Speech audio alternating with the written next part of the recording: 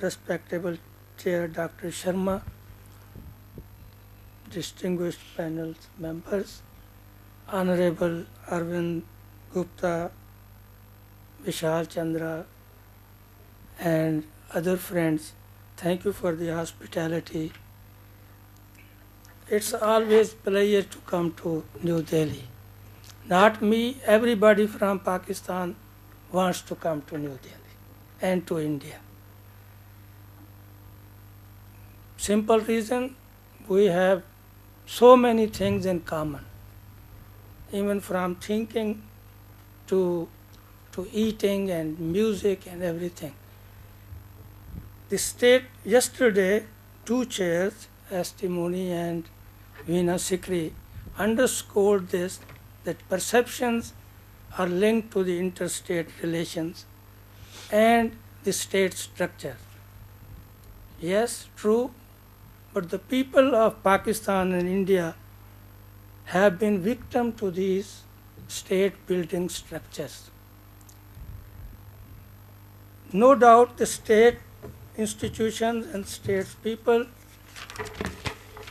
were kind of successful in blocking people-to-people contact and regional cooperation and peace, but the peoples have not given up.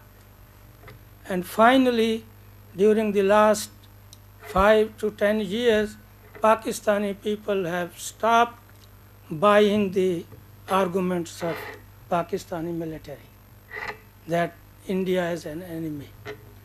Yes, they are not that strong yet politically to overturn whole paradigm of enmity and hostility, but everyone in Pakistan, especially the common people, they have refused to buy this argument that we have to live for all times to come as enemies between us. The topic of my paper is Way Forward to Regional Cooperation in South Asia. Alternatively, I have also said Way Forward to Regional Peace and Cooperation in the region. I have organized my talk into 4 different parts. So, do I put the down arrows? Okay. So four different parts. First, I introduce what I'm gonna, what's the paper about and what's this. Then regionalism, strategy, and ideas. So in the introduction, as I started, the peoples of South Asia in general and India and Pakistan in particular have been aspiring for cooperation and integration. In spite of all the state building agendas and things and indoctrination in the media, and especially the powerful institutions like militaries, intelligence agencies, all kinds of things, people have not given up. It is true that because of the dictatorship, almost half the time, the state institutions have been victorious over the people's aspirations, but people have been trying hard to be friend with India in particular.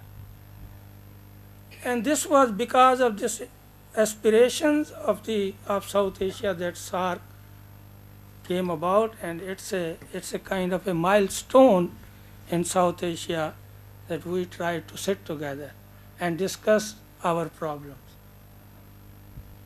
Again, mainly because of the Pakistani establishment, we could not go forward to regional integration, trade and cooperation in SAARC. It was entirely, I believe, entirely because of Pakistan's initiative towards hostility. But now there is much more room to go forward for cooperation. End of Cold War threw up many opportunities, and I remember in 1994, because of the end of the Cold War, there was no reason to divide us, and international community also was looking forward that we come together. So many initiatives were taken. Pakistan India People's Forum for Peace and Democracy was one, which I was also involved. I was the president of Islamabad chapter. We came to India. All the newspapers were very hostile to our gestures and peace, but people kept coming, and people from here went to Pakistan. 6-7 conventions we went through, and it was creating a people-to-people kind of rapprochement, you can say, normalization, and their stereotypes were breaking. The stereotypes which the establishment and agencies had created through curriculum, through books, and through media and everything, that really broke down during those peace initiatives. And track 2 was coming also, and there was many foundations like Ford Foundation and Americans institutions who were supporting this process of rapprochement and people-to-people contact. But those opportunities could not really break through, and so nuclear explosions and then Kargil almost undermined that kind of a ongoing process. Still, people did not give up. Then now is the situation of 9/11. After 9/11, another threat came to South Asia in the form of terrorism, and the focus was the Pakistan, Afghanistan border area. But it is, and it was a large threat to whole South Asia, because they had generated the kind of underworld management style of intelligence agencies, sabotage, organizing sabotage as a tool of, getting to each other, bomb blast and all kinds of things. And because of this threat, I stress, and my paper is about this also, that because of this threat, now SAARC countries and the people have to get together on a very urgent basis to meet this threat. And it is not, I believe it is not just the Pakistan and Afghanistan, because whatever the violence and the insurgencies happen in that area, and particularly post 2014, there are threats, it will trickle down to India and other countries too. The second part of my presentation is talking about regionalism, which is not really a new thing. Books have been written, articles, regional cooperation, the need of regional integration, trade, and so many other words, cooperative security, security architecture, the regional things. So there are 4 or 5 ideas. Regionalism as a synergizing phenomena, that we all put our energies together, and basically for progress and well-being of the people. Regionalism has come especially after WTO and globalization, and we met South Asian people in every WTO ministerial, took up the similar issues about food security, agriculture, all kinds of things, and so that created a kind of need for regional integration. And civil society particularly came together during that period. And now regionalism as EU, experience of EU, was also to protect their own markets and well-being and economies from the superpowers and onslaughts of the big corporate, which was moving into third world countries and taking over the business. So regional blocks, RTAs and other things also became very necessary to protect the economic interests of that particular region. So regionalism is almost a new discipline. Everybody is working on it, looking at many aspects of regionalism. But this regionalism again is very much interlinked and dependent on the notions of security. End of Cold War has stretched the notions of security to include non-traditional threats, climate, energy, all kinds of things, disaster management, food security. So that paradigm, stretched paradigm, we have to take into the analysis, but unfortunately some state agencies have tried to undo this kind of thinking of a larger paradigm of security. So third part basically is a strategy. What should be our strategy to enhance peace and cooperation in South Asia?